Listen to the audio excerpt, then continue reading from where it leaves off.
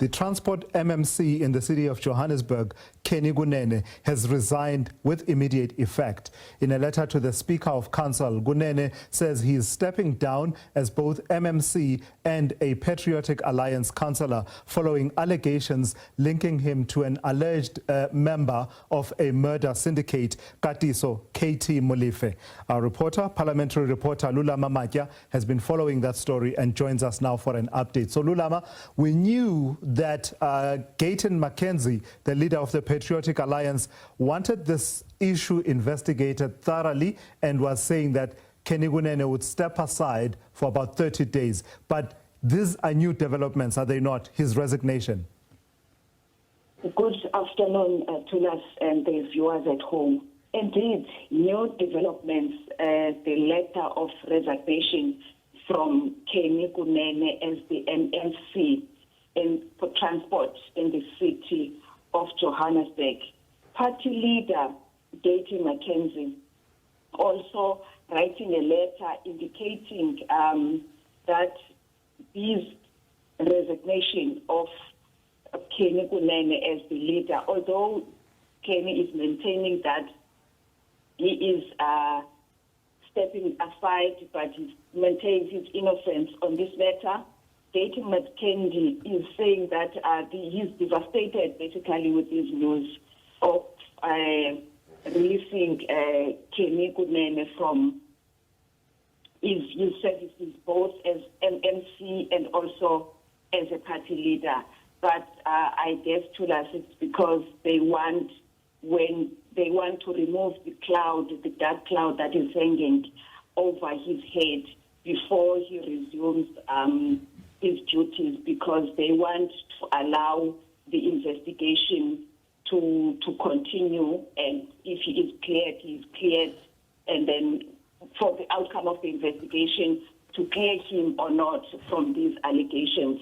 And Kenny Kunene is a prominent figure within the Patriotic Alliance, which the party has been, it was formed a long time ago, but it came to National Parliament after last year's elections to show that the party has a footprint, and a big footprint on the political space in South Africa. It has 9 seats in the National Parliament, with about 80-something in councils, which Kenny Kunene was one of those council members of the Patriotic Alliance. Yeah. So I guess that is why even the party, even him, he's taking that stance, because he knows what is at stake.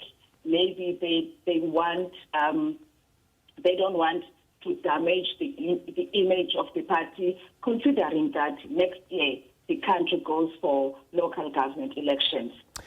And Lulama, it's been interesting to just watch the responses, particularly on social media, since these stories and this issue of Kenny Kunene being present at the home of this Katiso Molefe when he was being arrested, initially going from, I don't really know him, I was there accompanying a journalist who was there to do an interview for an exclusive story, to social media detectives coming up with all sorts of proof that shows that associations, not just with Kenny Kunene, but in some instances, I've seen 1 or 2 pictures that suggest Gayton McKenzie himself may have known this person prior. So just talk to that dynamic of that sense of embarrassment, I suppose, that the party risks with this particular association. Indeed, Tulas, social media users are not buying the story at all. They do not believe that Kenny Kunene was accompanying a journalist when he was there. Kenny, in some instances, has said he was at the wrong place at the wrong time. But social media users are not buying that story at all. And now the publishing of photos of Kenny Kunene, including party leader Gayton McKenzie, trying to show that to link these party leaders to Molefe. It's one of those instances where social media users are trying to demonstrate to the public that they don't buy at all the story of Kenny Kunene. One user, Tulas, even went to the extent that we are still waiting for that expose. And some people saying that if it was about a story, here is a journalist at this scene, this is what is happening. Yeah. But what kind of a journalist would not want to break that kind of a story? So it's one of those instances where we are saying to us, the media, that we are monitoring to say, indeed, the social media users are not buying the story at all. I guess hence the party is trying to do the damage control by containing this matter and putting Kenny Kunene resigning from the party until the party's investigation is finalized. All right.